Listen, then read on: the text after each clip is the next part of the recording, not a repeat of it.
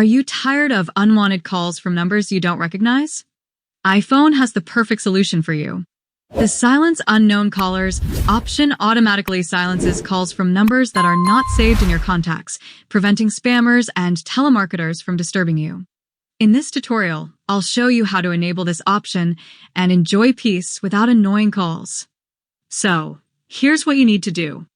First, find a Settings app and open it. Once you're in Settings, scroll all the way down to the bottom of the screen, where you'll see the App section. Tap on it. Inside the App section, you'll find a list of all the applications on your phone. Now, scroll down until you see the Phone app. Once you find it, tap on it to open it. On the Phone Settings page, you'll see a bunch of useful options. Scroll down a little and look for an option called Silence Unknown Callers.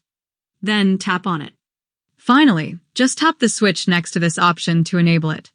Once you've enabled this feature, your phone will no longer ring for calls from numbers that are not saved in your contacts. Instead, these calls will be automatically redirected to voicemail, and you can find them in your recents list. This is a great way to protect yourself from unwanted calls and spam numbers while still making sure you don't miss important calls from known contacts.